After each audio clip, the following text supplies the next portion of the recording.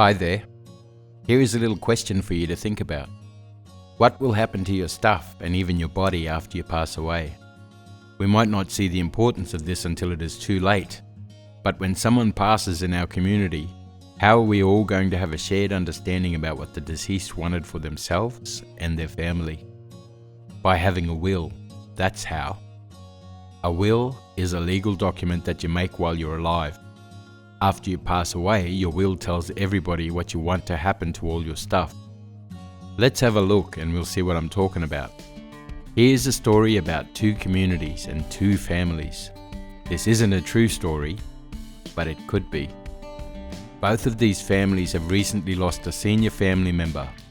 Let's have a closer look at that first family. The deceased is Maddie, a famous artist in these parts. This is Saul, her husband, and their three children, Sam, Mary, and David. Maddie was a very strong woman and an upstanding member of their community.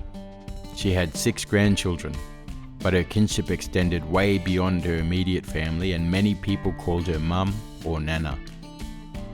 Maddie took up painting later in life. She created a series of paintings around the stories of the waterholes in her country. Maddie was a collected painter and has left behind a few things like her house, some money, and a few unsold paintings.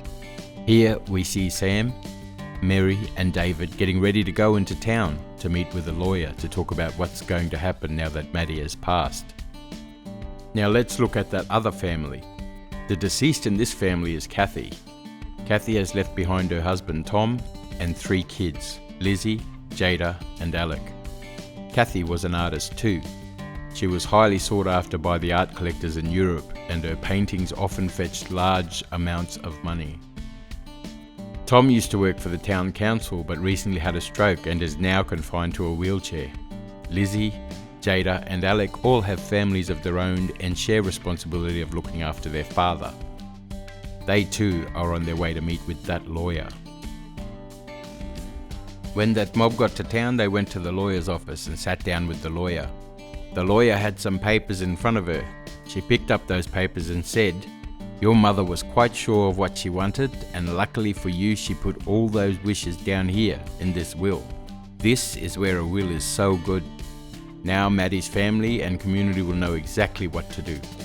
The lawyer then proceeded to inform the family of the instructions that were written in Maddie's will. The whole estate will be divided and shared amongst the children and grandchildren. She has asked that her eldest child, Sam, be the trustee of the will.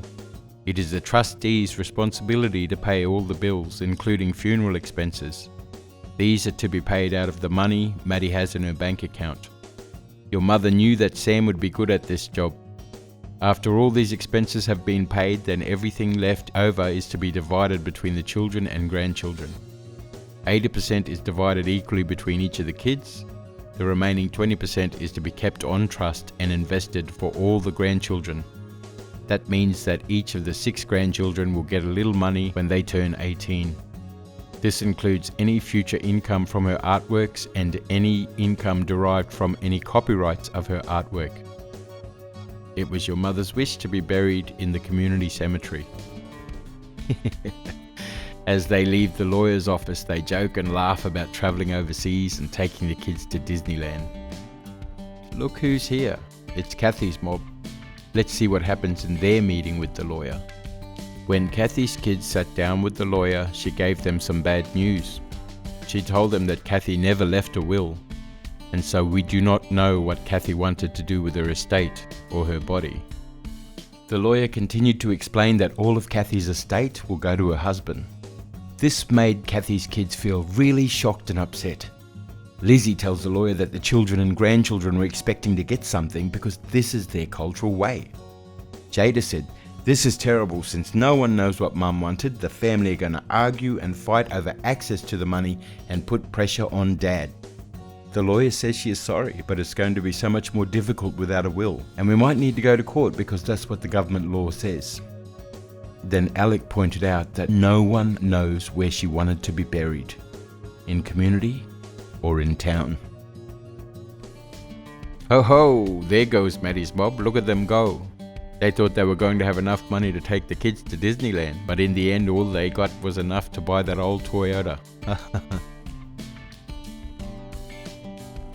So that's my little tale about wills. What do you think? Has it made you want to have a will? It certainly made Lizzie feel that way. After her mother passed and left no will, a rift opened up amongst her family. There was fighting about the money and no one had any control. Lizzie felt so bad about it that she decided to ensure that the same thing wouldn't happen when she died.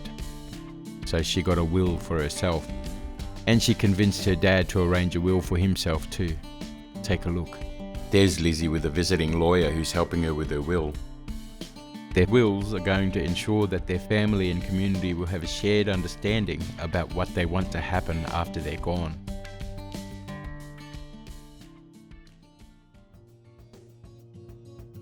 For more information about how to organise a will for yourself, visit Arts Law.